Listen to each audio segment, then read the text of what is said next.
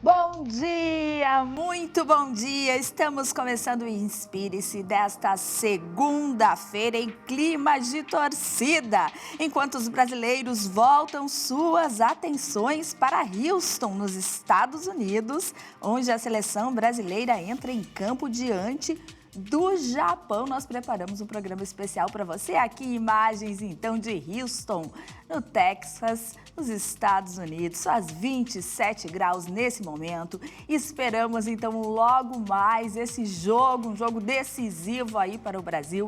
Estamos na torcida, é claro, mas os conteúdos por aqui não param. Além das imagens desse estádio de Houston, ainda temos imagens aqui de Porto Alegre também. Neste momento, aqui na capital gaúcha, faz 13 graus, manhã ensolarada, não está tão gelada como nos dias anteriores.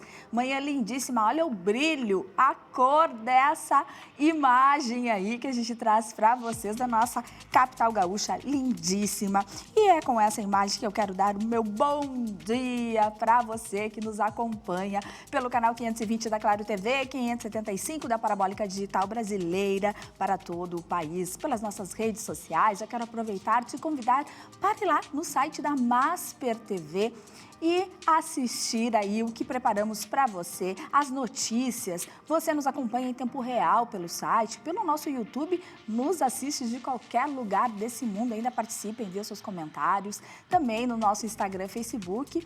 Vê o que passa aqui nos bastidores da Masper TV e no @Andréia de Vargas. Você pode me enviar aí sugestões de pautas, de conteúdos e convidados que gostaria de ver aqui no Inspire-se. Meu muito bom dia, que a gente inicie essa semana com uma energia muito positiva, que tenhamos aí um jogo muito bacana, que traga um momento de descontração aí, de felicidade para todos nós.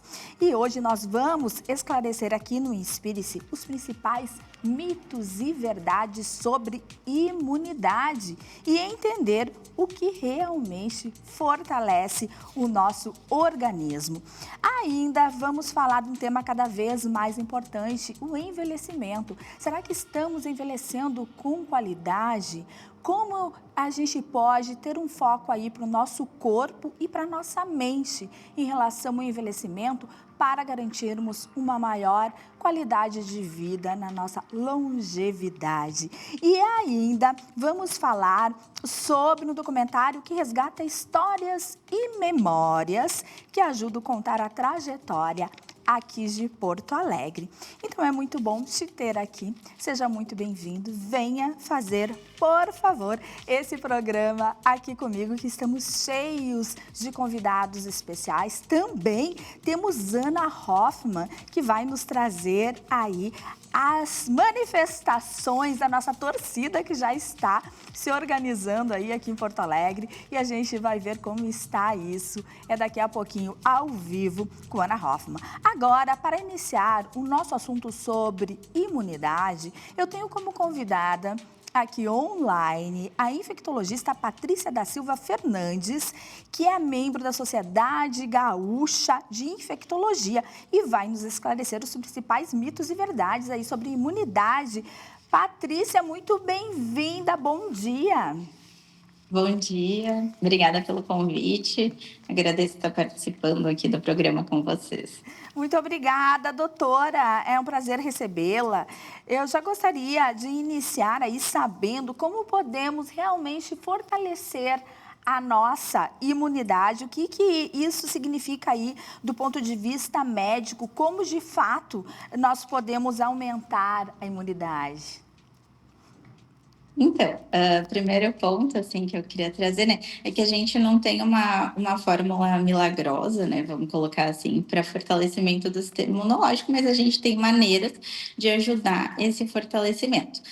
Acho que só para a gente relembrar, né, o que seria imunidade, né? O sistema imunológico, ele é um conjunto de células e órgãos que nos protege, né, contra vírus, bactérias e fungos. Então, assim, acho que uma coisa importante é que ele não precisa necessariamente ficar mais forte, ele precisa funcionar de uma forma equilibrada para atender, né, enfim, a tudo que precisa.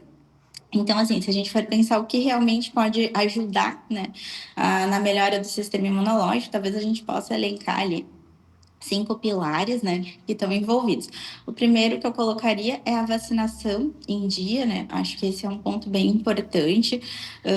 Eu gostaria de convidar, né, as pessoas a procurar um serviço de saúde, né, que consiga dar a orientação adequada, conforme a faixa etária, algumas comorbidades, enfim, doenças que possam ter, porque a gente tem, pela Sociedade Brasileira de Imunizações, né, e o Ministério da Saúde, calendários específicos para cada faixa etária e conforme alguma doença que a pessoa possa ter, as vacinas recomendadas. Esse eu acho que é o ponto-chave, né, que vai ajudar a prevenir muitas infecções. Manter uma boa alimentação, né, uma alimentação saudável dentro do possível, rica em frutas, verduras, legumes, né, manter uma hidratação adequada, né, a gente às vezes não consegue se hidratar num volume talvez adequado ao longo do dia, né? Isso é importante, a gente adquirir os nutrientes necessários, também vai nos auxiliar na proteção contra as infecções. Um sono de qualidade, né? Eu entendo que isso também é um fator bem importante, né? Porque isso ajuda o organismo a combater melhor as infecções. Então, dormir ali em torno de 8 horas por dia, né? Pelo menos 6 horas por dia, assim, tentar minimamente, acho que seria bem importante. Atividade física regular, né, um outro ponto que também melhora o funcionamento do sistema imunológico, não só o sistema imunológico, né, mas várias outras doenças também podem ser prevenidas, né, com atividade física regular, mas auxiliam na melhora do sistema imunológico. E também evitar o tabagismo e o excesso de álcool, né, porque também são hábitos que vão influenciar diretamente na resposta imune. Doutora, como que a gente... Desculpa, Pode falar. gostaria de Não, complementar? seriam esses os 5 que eu Certo. elencaria como principais. Perfeito. Doutora, como que podemos diferenciar uma queda temporária de imunidade com um problema que exige realmente uma investigação? Por exemplo, aquela pessoa que sempre está gripada, ela está doente muito mais recorrentemente do que outras pessoas à sua volta. Isso é uma questão de investigação? É necessário uma investigação? Como que a gente pode diferenciar esses dois tipos de quadro? Olha, eu cortou um pouquinho ali. Eu só entendi a parte daquela pessoa que está sempre Tá, doente. Essa é desculpa, então vou comparar. repetir, doutora. Como que a Obrigada. gente pode diferenciar uma queda temporária de imunidade de uma pessoa que realmente tem um problema que exige uma investigação?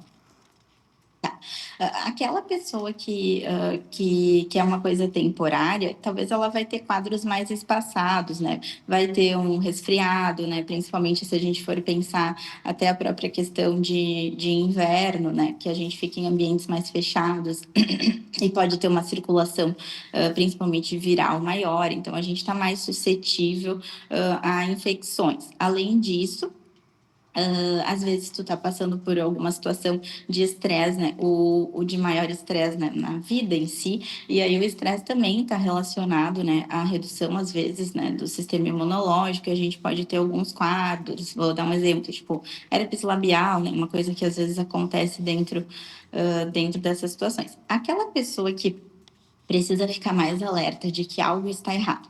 Ah, não sei, todo mês eu tenho um quadro infeccioso que é recorrente, né? Eu tenho uma infecção respiratória, ou eu tenho uma infecção intestinal, ou uma infecção trato urinário, né? É uma coisa assim, todo mês acontece algo. Eu iria procurar atendimento médico, porque para investigar se não tem nenhum fator, às vezes não é nem de piora do sistema imunológico, mas pode ser algum outro fator que às vezes até é simples de corrigir para entender por que aquilo está se perpetuando. Assim. Então, se é uma coisa muito recorrente, acredito que tenha que consultar para avaliar se não tem nada além.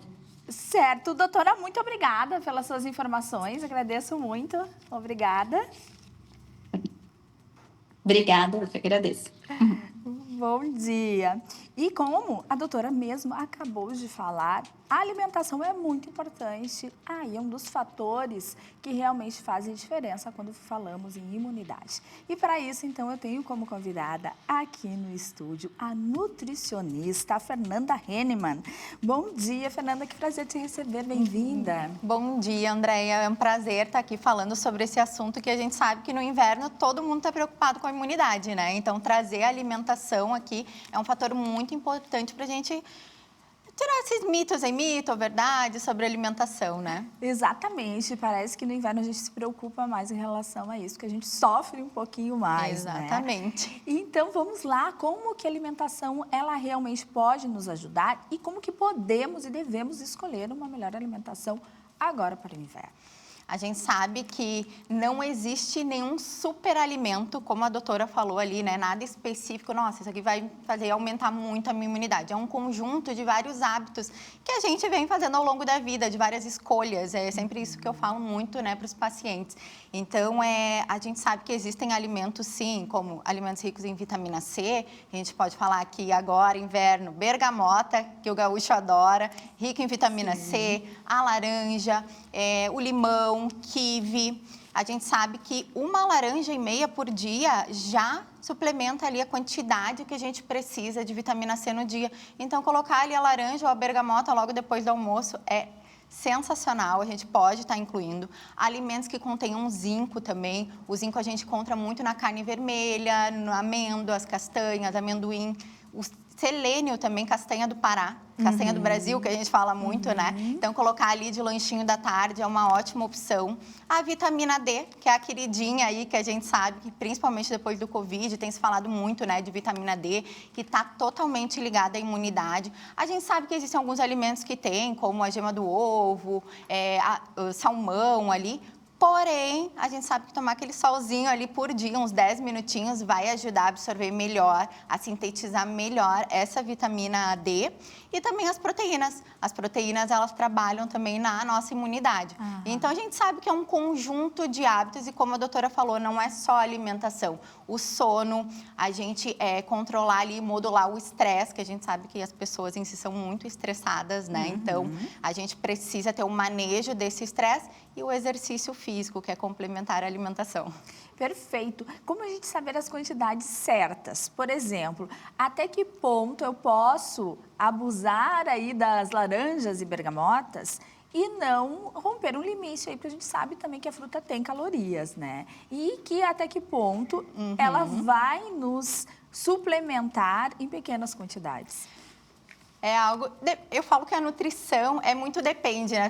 Depende. Depende muito do objetivo do paciente. É como eu falo, vou fazer um suco de laranja, um copo de suco de laranja. Vou usar 6 laranjas, mais ou menos. Então, se a pessoa ela quer emagrecer, já fica um pouco difícil, porque ele vai ter um excesso, sim, de carboidratos, a frutose. Claro, não vai dar problema ali, mas em grandes quantidades, sim. Então, como eu falei, 1,5 laranja vai suprir a vitamina C que eu preciso ao longo do dia ali. Então, eu posso estar incluindo de uma forma bem sutil ali na minha alimentação, em torno de 3 frutas por dia, às vezes até 5, depende muito do objetivo de cada pessoa, né? Mas o limão é pouco calórico.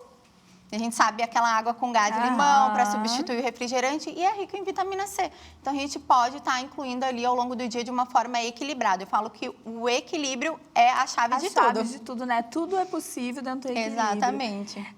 Em relação aos caldos, é uma época também que a gente usa mais, né? O consumo utiliza mais essas verduras nos caldos, verduras e legumes. E uma vez fervidos ali para fazer o caldo, eles continuam com suas propriedades ou não?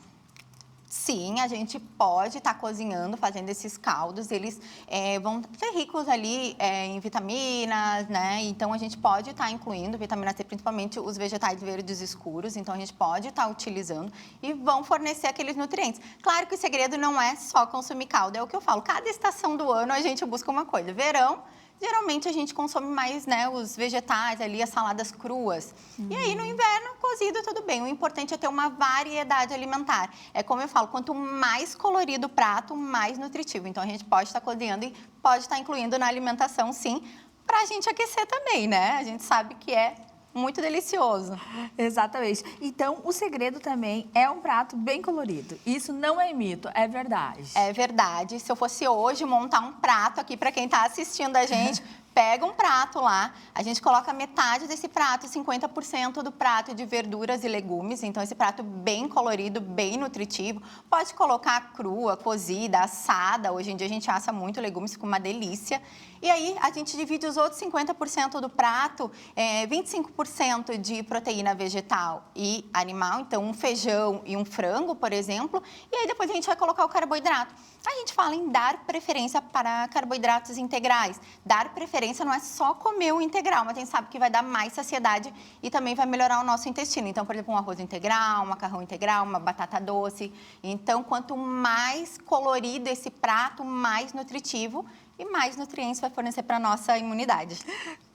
Nós sabemos também, Fernanda, que o intestino é o nosso segundo cérebro hoje, né? Se fala muito disso, da importância do nosso intestino para a nossa saúde. Em relação à imunidade, devemos observar também como esse intestino está funcionando? Tem uma relação direta também com a nossa imunidade?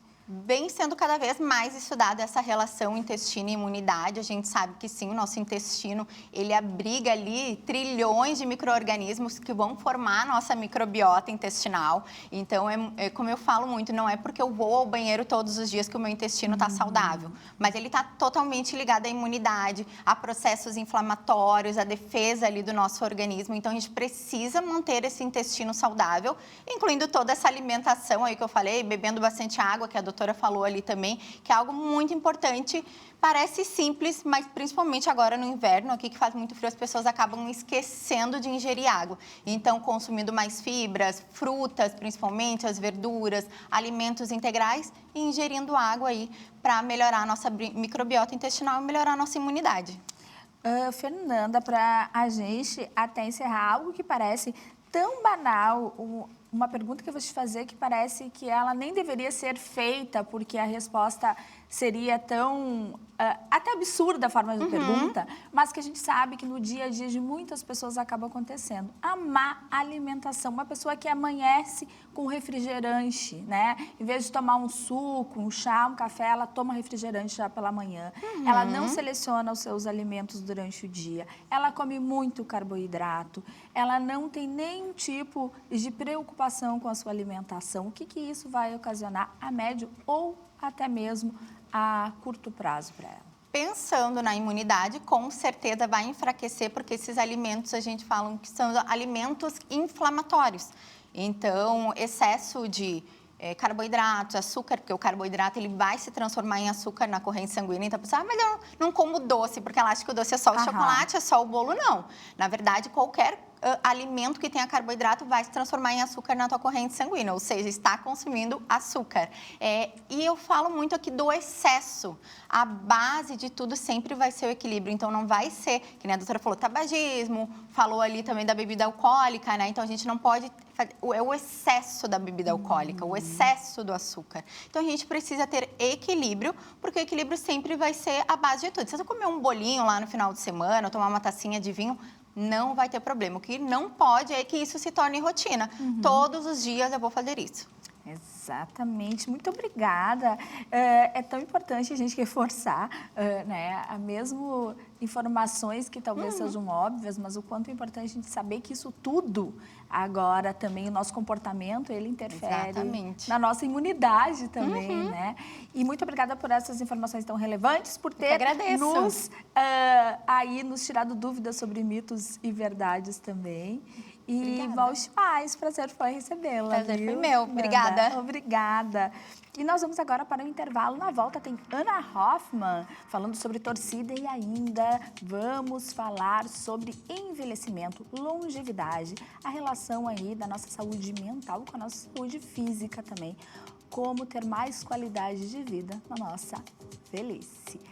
E agora, seguimos para o intervalo com imagens do estádio de Houston, no Texas, onde logo mais vai ocorrer o jogo do Brasil com o Japão. Já voltamos.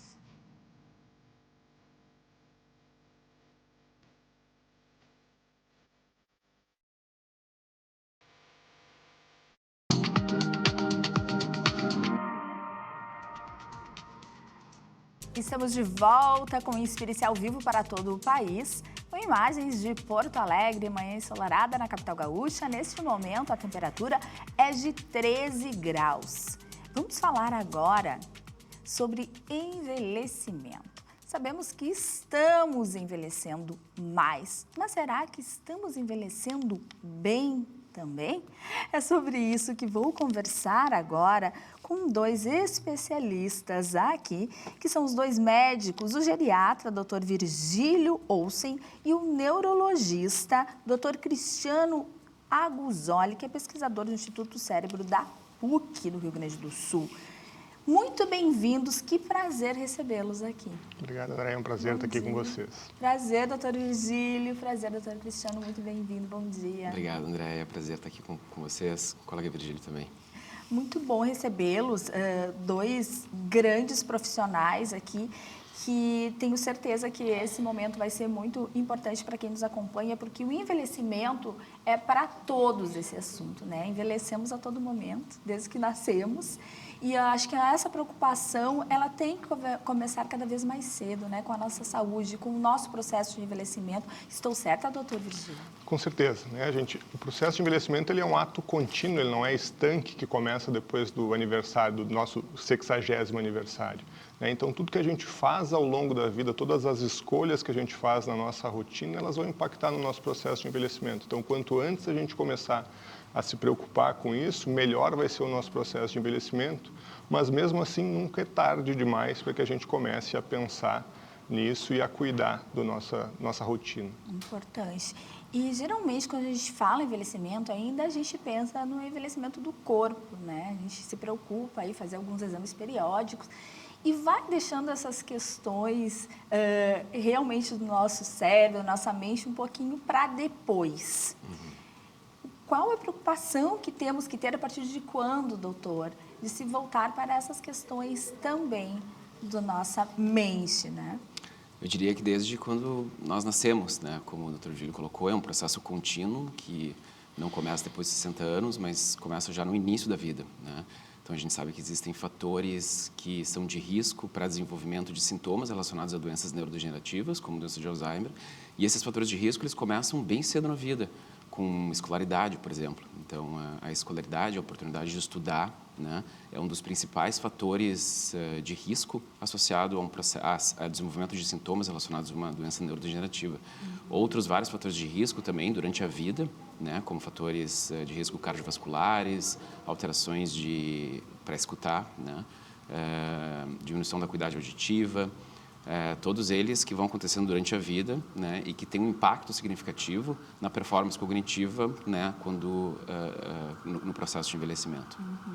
Então, a preocupação deve ser constante também. A gente pensa em geriatra para um momento mais tardio na vida, né? Procurar um geriatra quando eu tiver 60, 70 anos, que eu acho que eu estou começando a entrar aí no meu processo real de envelhecimento. A partir de qual idade a gente deveria procurar um geriatra? A sociedade ela recomenda que a partir dos 40 anos a gente já possa ir a um geriatra, né? E porque muda muito o objetivo, a geriatria ela é muito ampla, né, André? Então, assim, a gente pode ter a parte da geriatria que vai cuidar da fase final de vida, ela existe, ela é forte, tudo. Mas quanto antes a gente começa nos 40, a gente vai planejar os próximos 40, né? Os próximos 50, os próximos 60. Então, como a nossa longevidade ela está cada vez maior, a gente consegue planejar isso de uma maneira precoce. Justamente a nossa longevidade está cada vez maior.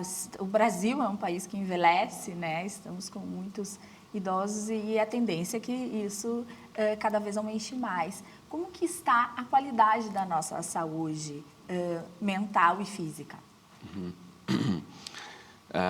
Existem trabalhos recentes, né, mostrando que doenças mentais, né, eles têm um impacto muito significativo no surgimento de sintomas de doenças neurodegenerativas.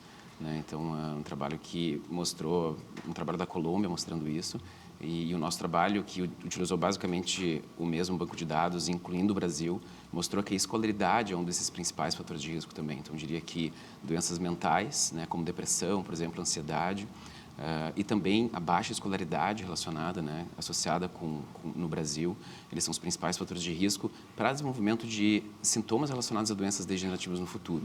Né? Claro que não existem só esses fatores de risco, né, existem também fatores de promoção de saúde cerebral, e poderíamos entender isso como uma balança, talvez. Né?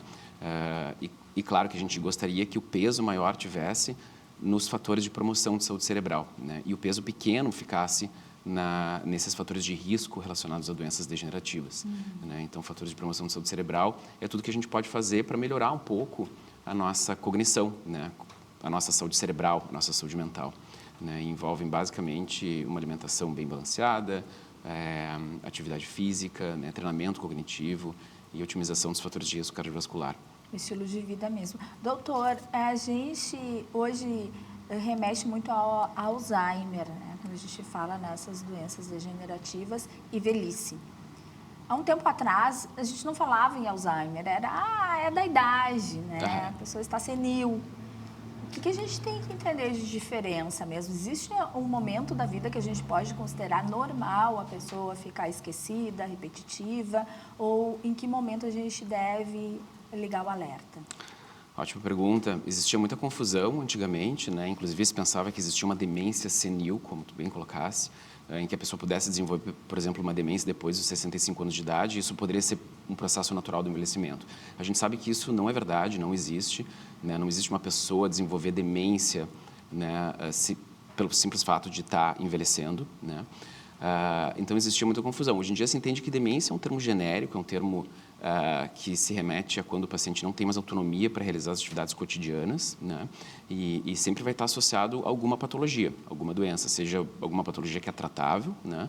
Ou uma patologia que algumas que não têm tratamento ainda, né? E muitas delas são as doenças neurodegenerativas, né? Como a doença de Alzheimer. Então, a doença de Alzheimer deve ser entendida como uma das causas das demências, né? Existe demência por questões infecciosas, existem demências por questões metabólicas, existem demências por questões neurodegenerativas, mas não existe demência pelo simples fato de envelhecer. De estar velho. De estar velho, né? Então, sempre quando alguém tiver sintomas, né, esquecimentos ou outros sintomas relacionados a prejuízo cognitivo, né, deve-se procurar assistência, né, para entender o que está acontecendo e identificar qual é a causa real dessas dificuldades. Doutor Virgílio, o que impacta essas doenças degenerativas, o Alzheimer, essas doenças, o que impacta na qualidade de vida e na questão física do idoso? Elas impactam diretamente a qualidade de vida, né? Porque essas doenças degenerativas, elas impedem, né? Elas têm no seu curso da doença e a característica de que a pessoa não consegue mais tomar decisões acerca da sua vida, né? Então, ela vai perdendo a liberdade de escolha. E isso impacta diretamente a qualidade de vida, né? Muitas vezes, elas estão dissociadas, assim, a questão física, né? Porque daí não tem outras doenças, então a pessoa ela é fisicamente forte, mas o mental não consegue acompanhar. Então, essa situação ela não é incomum e ela às vezes traz muito sofrimento para a família, né? Porque é uma questão que a gente enxerga a pessoa que está na nossa frente como a gente enxergava pouquíssimo tempo atrás, mas aquela interação, aquela forma daquela pessoa pensar e agir no mundo, talvez não seja a mesma. A mesma pergunta que eu fiz para o doutor Cristiano, eu gostaria de fazer. Como que estamos envelhecendo na nossa saúde? Né? Se a gente fizer um comparativo algum tempo atrás, a gente pode dizer que estamos envelhecendo bem, com mais saúde, com mais qualidade de vida? É uma pergunta difícil de te responder, até pela velocidade com que a gente está envelhecendo. Se a gente olhar para o início dos anos 2000, a gente tinha menos de 10% da nossa população era composta por pessoas idosas. Hoje a gente dobrou esse número, era 8%, hoje é quase 16%. Nossa. Em pouco mais de 2 décadas. Isso é muito rápido. Então, e isso mexe em todos os aspectos da sociedade. Nosso mercado de trabalho é diferente, a previdência, a forma como a gente entende a saúde, ela é diferente. E aí as pessoas que estão envelhecendo hoje, talvez sejam a primeira geração que sabe que vai envelhecer, porque as outras elas envelheciam por um susto, né? Quando elas viam, elas estavam velhas. Então, a gente começa a se preparar para o envelhecimento nessa geração que está fazendo 60 agora, né? Porque essa geração entende que pode chegar aos 80, que pode chegar aos 100. Né? E vem chegando cada vez mais. Então, eu vejo que a gente está envelhecendo melhor, porque a gente tem cada vez mais pessoas idosas frequentando a academia, trabalhando até mais tempo, prolongando a sua vida de trabalho, mas a gente está numa jornada aprendendo ainda que vai envelhecer. E quais são os principais desafios quando a gente fala com o neurologista, quando estamos pensando no envelhecimento, quando estamos pensando em todas essas doenças que a gente sabe que com o tempo elas estão propensas a aparecer, doutor? Certo. São doenças muito prevalentes, né? Se a gente for ver, por exemplo, doença de Alzheimer, atualmente a prevalência de demências em geral no mundo é de 70 milhões de indivíduos. E existe uma projeção para 2050, por exemplo, para 140 milhões de indivíduos. Então, basicamente dobrando esse número, né? Então, obviamente, existem desafios gigantes, né, relacionados ao tamanho da população, né, e o número de pessoas afetadas por esse tipo de condição. Esse tipo de doença... existe muito estigma social relacionado a esse tipo de doença, impedindo muitas vezes o diagnóstico precoce, né? Atualmente temos condições de fazer diagnóstico precoce tanto clínico quanto biológico de doença de Alzheimer, né? Então, é algo também que se tem trabalhado muito, né? E muitas iniciativas de pesquisa têm desenvolvido novos métodos para identificar esse tipo de doença cada vez mais precocemente e por métodos de biomarcadores, de exames cada vez menos invasivos também, né? Então, antigamente se tinha basicamente um exame clínico e se dava um diagnóstico, uma hipótese clínica diagnóstica. Hoje em dia é possível já fazer o diagnóstico biológico da doença de Alzheimer e cada vez mais está se encaminhando para um diagnóstico utilizando métodos menos invasivos, como o simples retirada de sangue, né? Os simples exames de sangue. Enfim, existem múltiplos desafios e múltiplas camadas também. Esse tipo de doença não é uma doença como a gente poderia entender diabetes e hipertensão, talvez que tenha um impacto somente na pessoa e talvez um pouco no convívio, né, no círculo familiar dela, mas é um tipo de doença que tem um impacto no indivíduo, na família, né, na família estendida, na sociedade, nas questões políticas da sociedade e questões laborais, enfim. Então, assim, é um tipo de doença que não o desafio não está relacionado somente com diagnóstico, tratamento, indivíduo e família, né? Mas também é um desafio muito maior, né? Envolvendo políticas públicas, por exemplo, né? De como você vai fazer esse tipo de diagnóstico e propor o tratamento para esse tipo de pessoa. Ações que reduzem o estigma relacionado a elas, ações que aumentem o diagnóstico precoce e ofereçam um tratamento também. O diagnóstico precoce, ele até que ponto ele vai ser importante para a qualidade de vida dessa pessoa? É muito importante, é fundamental, né? Na medida que as pessoas vão tendo sintomas de esquecimento e outros sintomas relacionados às demências, é fundamental fazer uma avaliação, né? E entender o que está acontecendo. Existem situações que são tratáveis, a gente consegue tratar, né? Como alterações metabólicas, alterações infecciosas, né? Existem algumas demências que já têm tratamento e que mudam o curso natural dela, como é a doença de Alzheimer. Existem outras que ainda não têm tratamento, né, e que conseguem diminuir a progressão delas. Mas é fundamental saber o que está acontecendo, é fundamental fazer o diagnóstico etiológico, né, ou seja, entender qual é a causa desse tipo de alteração, seja comportamental ou cognitiva, né, para daí sim a gente conseguir fazer um planejamento com o paciente, com os familiares, né, propor o melhor tratamento possível, né, diminuir o impacto dessa doença na vida da pessoa, né? E a pessoa conseguir se planejar, conseguir também, enfim, conseguir se planejar, né, com tudo que existe em relação a isso, propor um tratamento e diminuir o estigma também, né? A gente sabe que esse tipo de doença tem um estigma muito importante na sociedade. Muito forte, exatamente. Ambos falaram sobre estilo de vida e o impacto disso no nosso envelhecimento. Doutor, se a gente não tem um estilo de vida adequado, não se preocupa com a nossa saúde, né? E, em consequência disso, acabam acontecendo doenças, surgindo doenças. Hoje, a medicina, ela garante, mesmo assim, uma longevidade ainda. Isso quer dizer que a nossa má gerência sobre a nossa vida hoje vai impactar também na nossa qualidade de vida futura? Eu quero dizer, a gente pode aí ficar por muito tempo ainda vivo, mas com má qualidade, porque não nos preocupamos com o nosso estilo de vida? Sem dúvida, né? Quando a gente fala de estilo de vida e de processo de envelhecimento bem-sucedido, a gente fala de 4 pilares. O primeiro é cuidar da saúde, né? E o cuidar da saúde é atividade física, é nutrição, é evitar vícios, né? São as escolhas que a gente faz todos os dias ao longo da nossa vida. O segundo pilar é o pilar da nossa saúde mental, cuidar do nosso cognitivo, cuidar de doenças também, como depressão, ansiedade e tal. O terceiro é continuar aprendendo ao longo da vida, né? E o quarto pilar, que é o de segurança. Segurança social, da gente conseguir sair na rua sem ser assaltado, cair num buraco, e de ter reserva financeira para viver a vida. Então, esses 4 pilares, a intersecção deles, a soma deles, vai aumentar a chance da gente envelhecer com qualidade. Mas quando a gente está falando de um processo que ele é extremamente complexo e que tudo interage na forma como a gente envelhece, a gente está falando de uma chance das coisas irem melhor. Quanto mais a gente ajuda a nossa sorte, maior a chance da gente envelhecer com qualidade.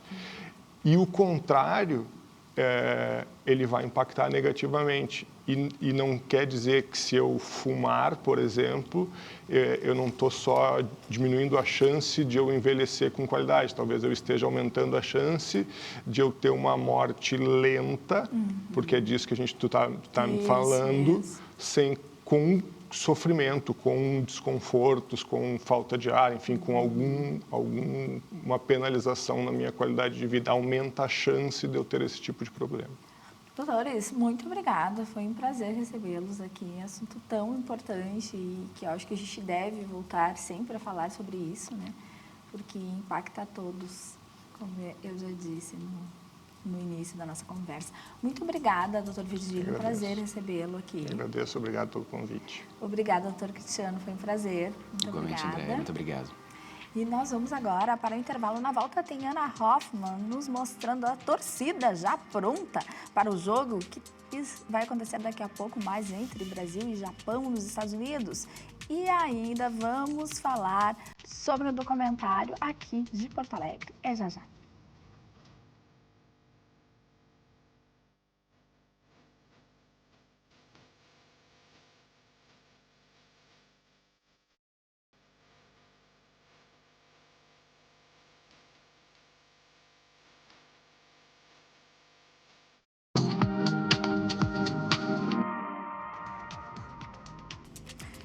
Estamos de volta agora com imagens de Gramado, direto de Gramado na Serra Gaúcha.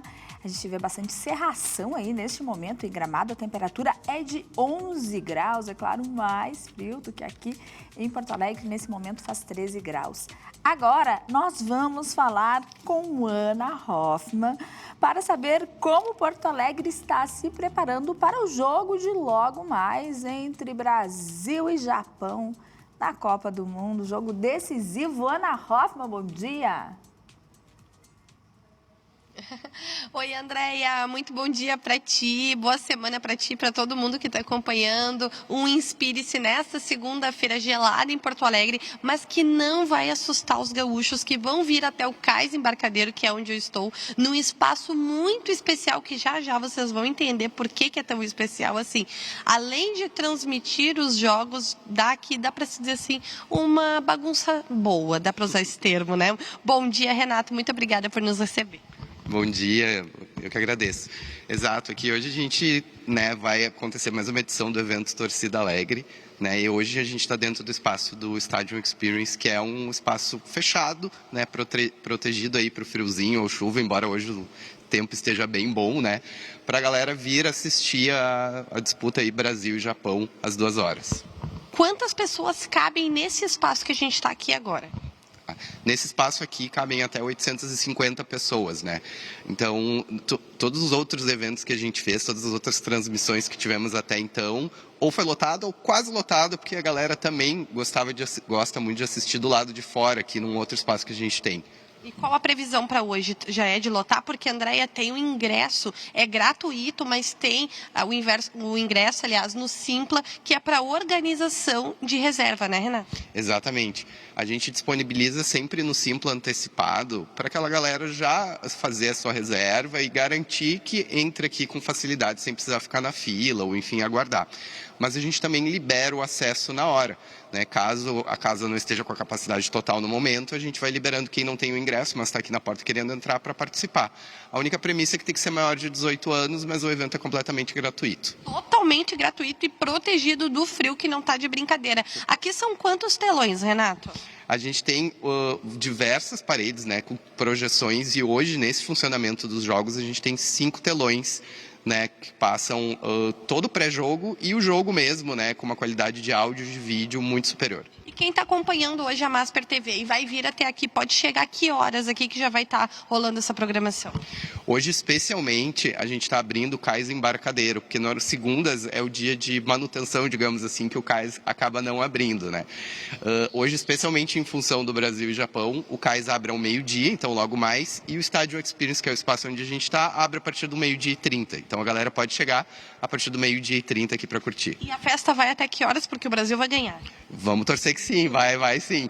E aqui o espaço, depois do jogo do Brasil, a gente tem um DJ que vai seguir tocando aqui, embalando a vitória, né? Vamos torcer que sim, até as 20 horas. Olha só, a festa vai longa, mas agora, André, como eu prometi que vocês iam entender por que a gente está aqui, a gente vai pedir para apagar as luzes, Andréia, para vocês que estão em casa e quem está no estúdio poder entender como que vai ficar aqui quando o pessoal chegar para acessar esse espaço. Pode apagar a luz aí, maestro. Isso aí. Vamos ver, olha só, dá pra identificar já aqui, né? Exato, o espaço aqui, claro, antes, em função da claridade, né, para a gente poder aparecer bem, as projeções acabam não aparecendo tanto, mas no momento do evento funciona nesse formato aqui, a luz um pouquinho mais escura, para o destaque mesmo ser as telas, né?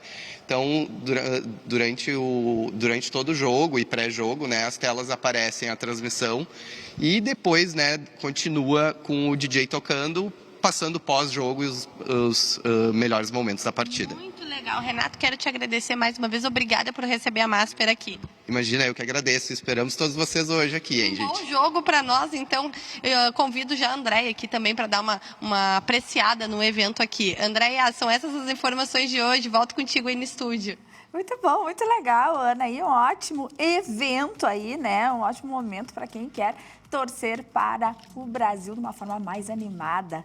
Então fica a dica. Agora nós vamos falar sobre um documentário que inspira aí muita sensibilidade. É Contos dos Cantos da Cidade, que acabou inspirando esse documentário, que estreia no próximo dia 2 de julho. E para falar sobre isso, eu recebo o Thiago Ramil, que é diretor artístico aí do documentário. Thiago, bom dia, muito bem-vindo, que prazer te receber aqui no Inspire-se. Bom dia, eu que agradeço a oportunidade de falar desse trabalho tão bonito que a gente está tendo a oportunidade de lançar. Lançando agora já, né, em julho. Primeiro eu quero saber, Thiago, como que surgiu aí o documentário, porque foi através de um projeto, né, teu, que então hoje podemos contar com um documentário que fala sobre essas memórias. Sim, ele é um projeto então que tem como proponente, né, o Sereno Canto. O Sereno Canto, ele é um projeto que eu comecei há muito tempo e ele está muito na interface entre a música e a psicologia. Eu sou graduado em psicologia também. E ele começa, né, dentro do campo dos acalantos. Então tem a contação da história e as cantigas, né, como uma forma de auxiliar na preparação para dormir. Mas a gente foi percebendo, dentro do Sereno Canto, esse lugar da contação da história como um lugar muito rico de valores, de elementos de uma cultura, assim, de memória.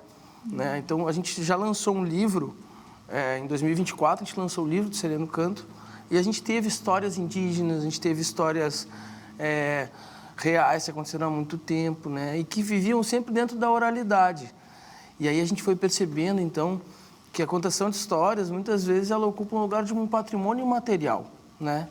E aí eu acho que esse trabalho que o Sereno Canto lança agora, ele está muito em cima dessa ideia, da contação da história como um lugar de patrimônio material, da nossa cidade, né? Eu sempre fui muito interessado em conhecer a memória dos bairros, do bairro que eu vivia. Eu morei muito tempo na Tristeza, era um desejo que eu tinha de conhecer como foi antes de eu estar ali, né? Esse senso de pertencimento, assim. E aí, bom, esse projeto, então, depois de alguns anos, assim, namorando essa ideia, né? A gente consegue, então, viabilizar essa proposta de ouvir 5 moradores, né? Sobre as suas relações com a cidade, né? Então, eles nos dão uma perspectiva de conhecer Porto Alegre de um outro viés, de um outro olhar. De outro olhar, né? Exatamente. Interessante. E carregado de isso. memória, assim, né? Então, a gente ficou muito, muito feliz, assim. E como que vocês fizeram essas escolhas desses moradores? Então, desde o princípio, foi um projeto viabilizado por um edital público de cultura, né? Essa é uma coisa sempre legal de falar, porque através dos editais a gente consegue realizar muitas coisas importantes, né?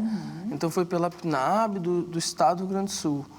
E aí, bom, a gente, dentro dessa proposta, a gente já queria trazer 5 narrativas que talvez não estivessem tão presentes, assim, né? Nos livros de registros históricos da cidade. Então, tem a presença de uma pessoa indígena do povo Caingangue, né, que é a Agaté, fala um pouco sobre a relação dela com o Morro Santana, que era a região onde ela já vivia, que os antepassados dela viviam lá. Tem o Mestre Paraquedas, que é um griot, tem uma relação extensa com um carnaval de Porto Alegre, no auge dos seus 89 anos, é um grande compositor também. Nos fala muito sobre Porto Alegre desse tempo, assim, o carnaval, como se estruturava, como que ele foi, né, mudando ao longo dos anos. Tem a Eva Chu, que é uma coreógrafa de longa trajetória também e que fala muito sobre como foi a trajetória dela com Porto Alegre, a relação da dança moderna, que ela foi uma das pioneiras da dança moderna aqui no Rio Grande do Sul, trouxe isso para Porto Alegre. Tem a presença de um imigrante que tinha essa escolha também, a vontade de ouvir um olhar de um imigrante sobre a cidade, entendendo que os imigrantes fazem parte da cidade, pertencem à cidade, né?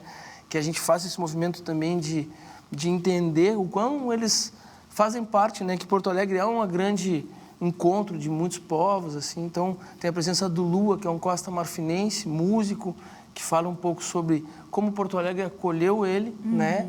E para fechar esses 5 convidados, tem a Nina Fola, que é uma professora, assim, uma musicista, e que nos fala muito também sobre a presença do povo negro, da negritude, dentro da cidade de Porto Alegre, assim, lugares que foram lugares de referência.